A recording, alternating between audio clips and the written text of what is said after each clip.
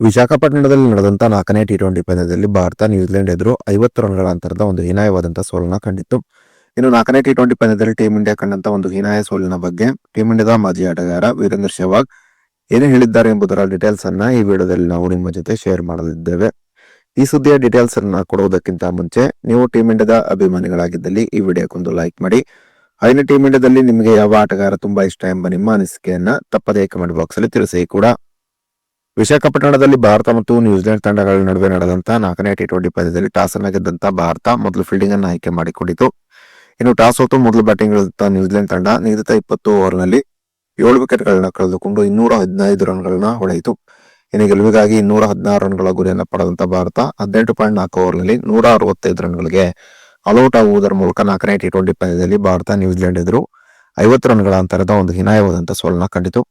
ಇನ್ನು 4ನೇ ಟಿ20 ಪಂದ್ಯದಲ್ಲಿ ಟೀಂ ಇಂಡಿಯಾ ಸೋಲನ್ನ ಕಂಡ ಬಳಿಕ ಪ್ರತಿಕ್ರಿಯೆ ನೀಡಿದಂತಹ ಟೀಂ ಇಂಡಿಯಾದ ಮಾಜಿ ಆಟಗಾರ ವೀರೇಂದ್ರ ಸೆಹ್ವಾಗ್ 4ನೇ ಟಿ20 ಪಂದ್ಯದಲ್ಲಿ ಟೀಂ ಇಂಡಿಯಾ ತೋರಿದಂತಹ ಒಂದು ಕಳಪೆ ಪ್ರದರ್ಶನದಿಂದ ನಾನು ತುಂಬಾನೇ ಬೇಸರವನ್ನಗೊಂಡಿದ್ದೇನೆ. ಟಿ20 ವರ್ಲ್ಡ್ ಕಪ್ ಗಿಂತ ಮುಂಚೆ ಟೀಂ ಇಂಡಿಯಾ ನ್ಯೂಜಿಲೆಂಡ್ ಎದುರು ಈ ರೀತಿಯಾದಂತಹ ಹೀನಾಯವಾದಂತಹ ಸೋಲನ್ನ ಕಾಣಬಾರದಾಗಿತ್ತು. 4ನೇ ಟಿ20 ಪಂದ್ಯದಲ್ಲಿ ಟೀಂ ಇಂಡಿಯಾ 5 ಪ್ರಮುಖ ಬೌಲರ್ಗಳೊಂದಿಗೆ ಕಣಕ್ಕಿಳಿದಿತ್ತು. ಆದರೆ ಈ 5 ಪ್ರಮುಖ ಬೌಲರ್ಗಳು ಕೂಡ ನಿರೀಕ್ಷೆಗೆ ತಕ್ಕ ಹಾಗೆ ಒಂದು ಉತ್ತಮವಾದ ಪ್ರದರ್ಶನ ತೋರಲು ವಿಫಲವಾಗಿದ್ದು ನಿಜಕ್ಕೂ ಕೂಡ ಬೇಸರದ ಸಂಗತಿ.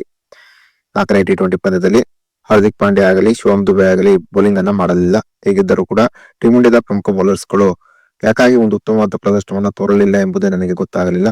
ನ್ಯೂಜಿಲೆಂಡ್ ತಂಡದ ಸ್ಯಾಂಡರ್ ಮತ್ತು ಪಿಚ್ ಸೋದಿ ಮಧ್ಯಮ ಓವರ್ನಲ್ಲಿ ಟೀಂ ಇಂಡಿಯಾದ ವಿಕೆಟ್ ಅನ್ನ ಪಡೆಯುತ್ತಾ ಹೋದರು. ಆದರೆ ಈ ಕೆಲಸವನ್ನ ಮಾಡಲು ಭಾರತದ ಬೌಲರ್ಸ್ಗಳು ವೈಫಲ್ಯರಾದರು. ಇದು ಟೀಂ ಇಂಡಿಯಾದ ಸೋಲಿಗೆ ಪ್ರಮುಖ ಕಾರಣ ಅಂತ ನನಗೆ ಅನಿಸುತ್ತಿದೆ. ಟೀಂ ಇಂಡಿಯಾ ಈ ಬಾರಿ ಮತ್ತೆ ಟಿ20 ವರ್ಲ್ಡ್ ಕಪ್ ಅನ್ನು ಎತ್ತಿ ಹಿಡಿಯಬೇಕಾದ್ರೆ ಟೀಂ ಇಂಡಿಯಾದ ಬೌಲಿಂಗ್ ತುಂಬಾನೇ ಚೆನ್ನಾಗಿ ಪ್ರದರ್ಶನವನ್ನ ಮಾಡಬೇಕಾಗಿದೆ. ಟಿ20 ವರ್ಲ್ಡ್ ಕಪ್ ನಲ್ಲಿ ಆಸ್ಟ್ರೇಲಿಯಾ, ಇಂಗ್ಲೆಂಡ್, ಸೌತ್ ಆಫ್ರಿಕಾ ಮತ್ತು ವೆಸ್ಟ್ ಇಂಡೀಸ್ ತಂಡದಲ್ಲಿ ದೊಡ್ಡ ಬಿಗ್ ಹಿಟ್ಟರ್ ಗಳಿದ್ದಾರೆ. ಈ ಬಿಗ್ ಹಿಟ್ಟರ್ ಗಳನ್ನ ಟೀಂ ಇಂಡಿಯಾದ ಬೌಲರ್ಸ್ ಗಳು ಕಟ್ಟಿ ಹಾಕಿದರೆ ಮಾತ್ರ ಟೀಂ ಇಂಡಿಯಾ ಮತ್ತೊಮ್ಮೆ ಟಿ20 ವರ್ಲ್ಡ್ ಕಪ್ ನಲ್ಲಿ ಚಾಂಪಿಯನ್ ಆಗಿ ಹೊರಹೊಮ್ಮಲು ಸಾಧ್ಯ ಎಂಬ ಮಾತನ್ನ ವೀರೇಂದ್ರ ಸೆಹ್ವಾಗ್ ಹೇಳಿದ್ದಾರೆ. ಇನ್ನು ವೀರೇಂದ್ರ ಸೆಹ್ವಾಗ್ ಸಂಜು ಸ್ಯಾಮ್ಸನ್ ಅವರ ಕಳಪೆ ಫಾರ್ಮ್ ಬಗ್ಗೆ ಕೂಡ ಕಳವಳವನ್ನ ವ್ಯಕ್ತಪಡಿಸಿದ್ದಾರೆ. Sanju Samson T20 world cup ಗಿಂತ ಮುಂಚೆ ಈ ರೀತಿಯಾದಂತಹ ಕಳಪೆ ಫಾರ್ಮ್ ನಲ್ಲಿರುವುದು ತಂಡಕ್ಕೆ ದೊಡ್ಡ ಮೈನಸ್ ಆಗುವ ಸಾಧ್ಯತೆ ಇದೆ.